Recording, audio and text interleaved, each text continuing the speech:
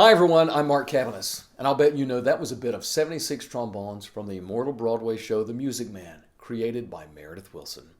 I'm a music man too, fortunately not like Professor Harold Hill, but a music publisher, composer, broadcaster, and playwright here in Nashville. I've been inspired by several key mentors in my life to do what I do, but my most inspiring mentor of them all was and is Meredith Willson. But more on that later. I'm thrilled that the Music Man Foundation and Meredith Willson Music, along with the Great American Songbook Foundation, have given me the honor to tell you a bit about Meredith. He is certainly known the world over as the one who wrote the book, music, and lyrics for the beloved musical The Music Man. There are actually very few individuals in Broadway history who have, by themselves, written the book, music, and lyrics for a Broadway show, and Meredith is a part of that very exclusive club. But Meredith was no overnight success or one-hit wonder with The Music Man. He was one of the most popular and acclaimed songwriters, conductors, arrangers, and radio TV personalities of the 20th century. Meredith Willson was born in Mason City, Iowa in 1902, and Mason City became River City, the fictional town in The Music Man.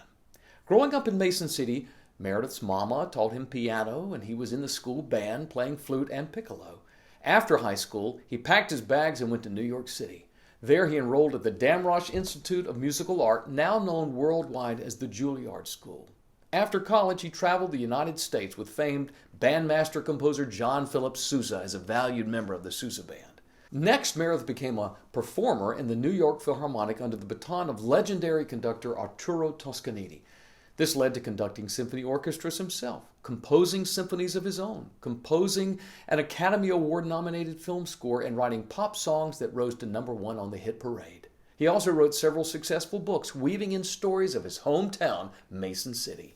In his late 20s, Meredith became involved in radio and eventually became the West Coast musical director for NBC.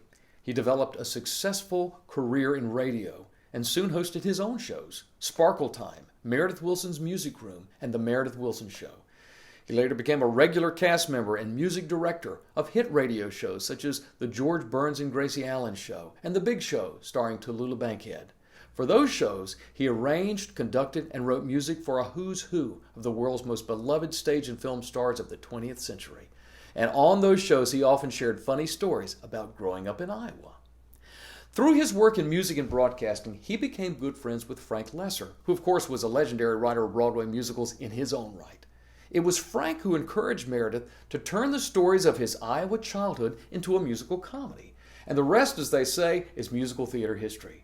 The Music Man opened on Broadway in December 1957 to rapturous reviews and a smash hit run, to say nothing of the international productions, road tours, an Academy Award-winning film version, Broadway revivals, a television film version, and countless productions in stock and amateur theaters.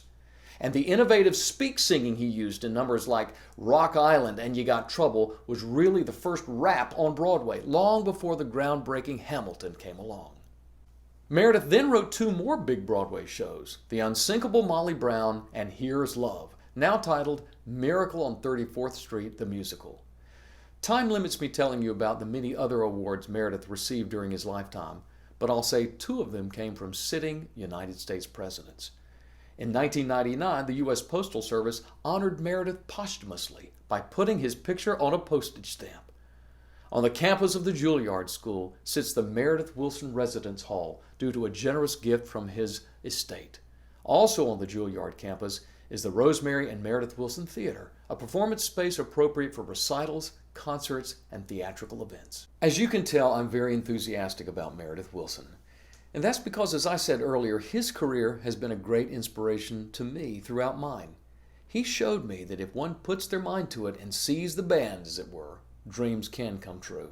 He blended his passions in writing music and books, broadcasting, theater, conducting, and more, all with a homegrown authenticity.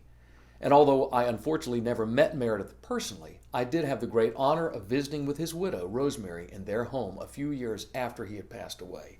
She told me wonderful first-hand stories of Meredith, and I continued my connection with her until she passed away.